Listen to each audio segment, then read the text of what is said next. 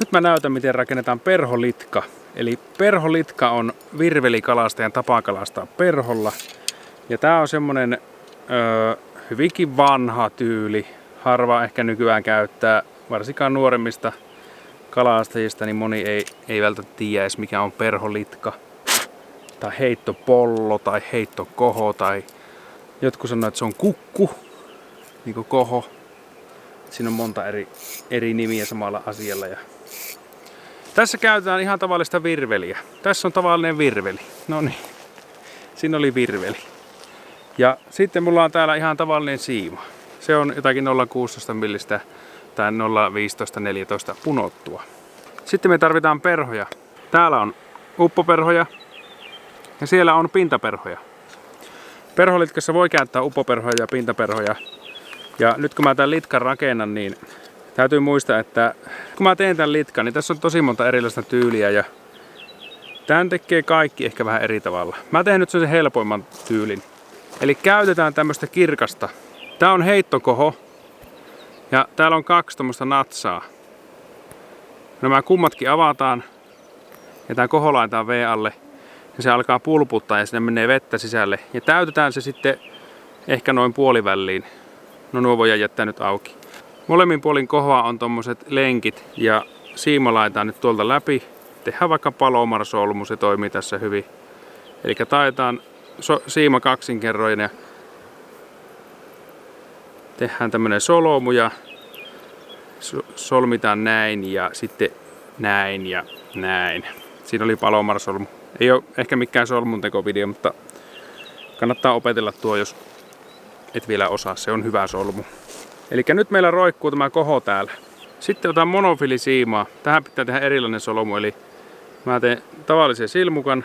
Mä vein siimanpään tuolta läpi. Ja sitten siimanpää tuosta silmukasta läpi. Sitten mä otan sormilla kiinni tuosta lenkistä. Pyöritän tämän siimanpään tästä pääsiimaa ympäri 4 kertaa. En tiedä mikä tää solmun nimi on, mutta tää on jossakin joskus ollut ja mä oon opetellut tän. Olisiko se vaikka rapalasolmu. Sitten viedään tuolta lenkistä vielä läpi ja sitten viedään tästä vielä. Nyt siihen jäi tommonen silmukka tuonne. Se on tiukka. Tässä vaiheessa nokkilimat varmaan hoksaa, että hetkinen, että jos olisi tehnyt palomarsolmu ensin tälle puolelle ja kiristänyt sen ja sitten tehnyt palomarsolmun tälle pääsiiman puolelle, niin yhdellä siimalla tai solmulla olisi mennyt molemmat. No niin olisikin, mä huomasin kanssa sen ehkä vähän myöhään tässä. Eli palomarsolmut toimii molemmissa puolin, kunhan tekee se ensin tänne tavallaan tänne päätyyn ja sitten vasta tuonne punotulle siimalle. Sitten meillä on siimaa tällainen metrin verran. Me laitetaan tähän nyt perhoja. Pitäisikö meidän kokeilla pintaperholla ensin? Kokeillaanpa ensin semmoista. Otetaan 1 pintaperho täältä. Ja laitetaan se tänne siiman päähän. Pistää semmonen metri siimaa siihen. Mä solmin sen tänne. Ja vedetään tänne ihan perinteinen lenkistä läpi pääsimän kautta ympäri 6 kertaa ja juuresta. En muista taas mikä solmu tää on, mutta tää on joku solmu. Tämä video ei tosiaan ole solmunteko-opas, mutta mä opetan teille, miten te voitte suurin piirtein litkan tehdä. Eli tämän pallon pointti on se, että me voidaan tällä heittää tämä perho. Ja tää perho kelluu siellä veen pinnalla ja tähän nappaa sitten kala. Tässä on nyt tämmönen pintaperho, en tiedä mikä tämän perhon nimi on, mutta tää on semmonen millä on tullut kaloja. Sitten tähän siiman varteen voi liittää semmosen lisätapsin. Otetaan täältä siimaa. Pistää vaikka tuosta tuohon puoliväliin. Vien nämä siimat kaksinkerroin. Tehdään tämmönen lenkki. Vien tuolta 6 kertaa. Mä käytän siksi hampaita tässä, kun mulla loppuu kädet kesken. Eli nyt siihen on lisätty toinen siima. Mä teen tähän vielä ihan tavallisen umpisolmun, koska muuten tää lähtisi tässä vaiheessa luistaa. Tähän joku solmuammattilainen varmaan nyt kommentoi, että ei ole oikeita solmuja tuohon, mutta se on niin hyvä solmu, että se riittää. Nyt se siima ei luista siinä. Pistää siihen toinen pintaperho ja laitetaan siihen erilainen perho. Silloin kun mä muistan, että mä ensimmäistä kertaa kalastin tämmöisellä litkalla, niin meillä oli siinä varmaan 2 tai 3 perhoa ehkä. Pistää tommonen koddarkattis siihen. Toinen taisi olla joku elkharkattis, jos mä oikein muistan. Eli tämmönen. Eli tämä kun sijoitaan siihen, niin me nähdään, että kumpaan se kala ottaa kiinni. Me voidaan toisenkin siimaan lisätä semmonen perho. Ja silloin me saadaan enemmän kalaa. En mä tiedä, onko se enemmän kalaa, onko se tavallaan tavoite. Mutta ehkä tavoite on saada sitä kalaa. Tänne tehdään taas solmu. Viedään 6 kertaa tuolta ympäri ja sitten tuolta juuresta. Eli nyt meillä on pallo, perho ja toinen perho. Nyt mennään tuonne rantaan ja laitetaan tuonne pallon sisälle vähän vettä ja sitten aletaan kalastaa sille.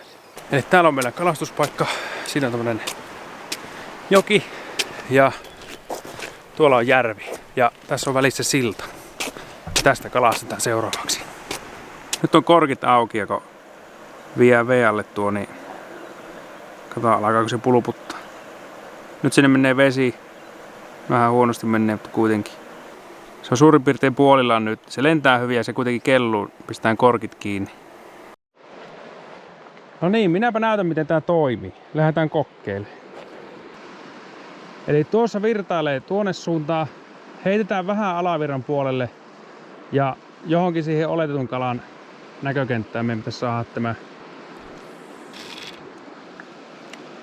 Sitten jätetään vaikka auki tää puola. Siimaa juoksee ulos ja me voidaan seurata, me nähdään meidän perho koko ajan tuolla. Ja nyt näkyy, kun se viistää tuo koho tuolla, niin silloin kala ei varmasti ota kiinni. Se pitää tulla sillä niin kuin luonnollisesti. Kokeillaan pintaperholla ensin ja jos näyttää, että ne ei ota, niin sitten aletaan heittää uppoperhoa. Kato, nyt otti kala. Kävi tärppää. Se veti pikkusen, se ei ihan tarttunut. Eli pintaperhohan toimii luonnollisesti silloin, kun kala syö pinnasta ja kannattaa aina vähän aikaa seurata. Jos näkyy, että jossakin käy. Tuossa kävi äsken pinnassa ja mä oletan, että siinä on kala. Heitään vähän niin kuin siihen yläpuolelle ja mä jätän tämä puola auki. Siima juoksee. Sitten seurataan koko ajan, että käykö se pinnassa tuon kohon lähelle, mikä tuolla on. Mä en näe sitä mun perhoa, mutta se on lähellä tuon kohoa. Ja jos siinä vieressä käy pinnassa joku kala, niin sitten me tiedetään, että okei, se otti siihen perhoon kiinni. Ja silloin pitäisi heti, ei tarvitse vastaiskua tehdä, mutta nostaa vavankärki ylös ja silloin se kala tarttuu paremmin kiinni. Näihin kannattaa välillä puhaltaa, jos ne ei kellu nuo perhot. Kannattaa käyttää semmoista perhoa, mikä kelluu hyvin. Muutama uitto vielä ja sitten kokeillaan uppoperhoa. Tää olisi helpompi kalastaa, jos me voitaisiin seistä sillä, että periaatteessa niin kuin tuossa. Me heitettäisiin vähän ylävirtaa ja se menisi aina vaan tuosta meidän ohi. Mutta nyt kun tämä virta menee vähän niin kuin poispäin, niin tää on vaikeampi kalastaa. Joutuu päästelemään tuota. Kato, siellä kävi pinnassa, mutta ei käynyt lähellä tuon kohoa. Jos me nyt uitaan tuosta samasta kohtaa, missä se kävi, niin sehän saattaisi ottaa tähän kiinni. Ja se on rantavessa on hyvä varmistaa, kelluuko nuo. Kyllä ne kummatkin kelluu. Sitten jos perho ei kellu, niin se ei tosiaankaan pyydä mitään. Tuollain pystyy vielä tekemään, että kun heittää, niin oikaisee. Vettää vähän sitä kohoa tänne päin, niin se suoristaa ne perhot ja ne menee tuolla kauempana tuosta kohosta. Ja ei se nyt ota. Nyt ei pintaperho toimi. Sitten kun pitää vavankärjen ylhäällä, niin tuo siima ei roiku tuossa veen pinnassa, niin se ei lähde tavallaan vetämään tuota. Kokeillaanpa jotakin muuta, nyt ne ei tähän ota. Ei siinä paljon pintakäyntiä ole käynyt, kun tuossa yksi on käynyt muutaman kerran. Ja mä vaihan uppoperhot tänne. Se on hyvin nopea operaatio. Uppoperhona mä käytän tämmöistä pientä mustaa perhoa. Siinä on musta runko ja kuulapää, kultainen kuula. Ja heitelläänpä tätä seuraavaksi.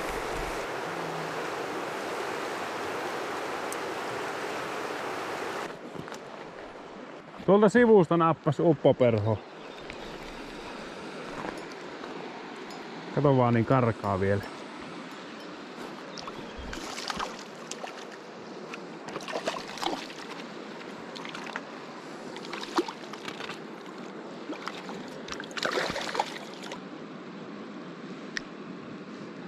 Tommosen musta. Mä nyt laittoin vähän isomman, kun mulla oli aluksi pienempi tässä.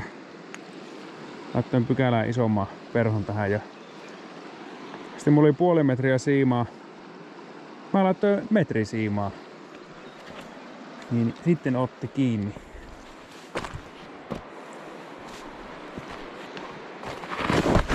Melkein kaaduin.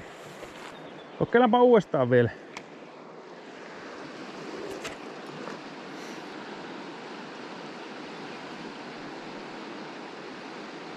Kato, sieltä otti.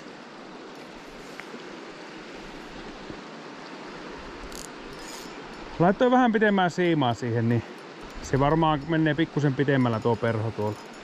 Kyllä se näköjään uppoperholla tulee paremmin tällä kertaa. Siinä ei ihan kauheasti, jos on yhdessä kohtaa joku käy silloin tällöin pinnassa, mutta muuten aika vähän pintakäyntejä tässä. Virvilläkö väsytellään kaloja, niin aika varovaisesti kannattaa ottaa, kun yleensä ei nää siimat kauheasti jousta ja näin.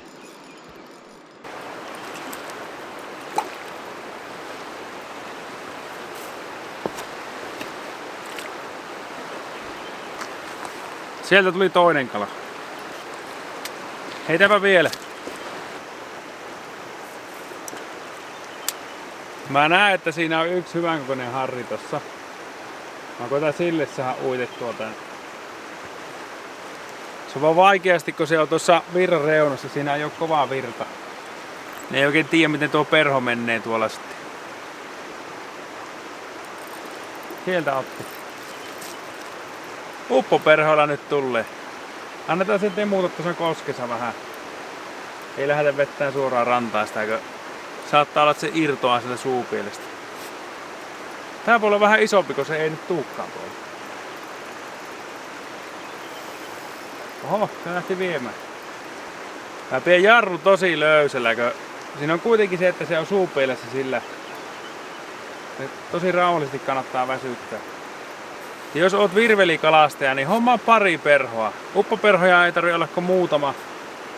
Ja sitten tommonen heittokoho tuolla, jos sä kalastat tämmöisellä joella ja lippa ei kelepaa, niin uppoperho toimii aina. Hei, tämähän on vähän isompi. Tää voi olla jo kiloharjus. Missä mun haavi? Alkaa sumu nousee. Lähdetään varovasti vettää sitä. Ei passaa hermostuttaa liikaa, koska jos se suuttuu, niin se lähtee ja irtoaa.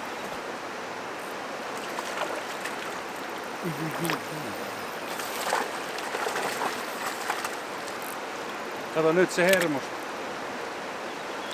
Huh. Pääseekö karkuun? Toivottavasti ei.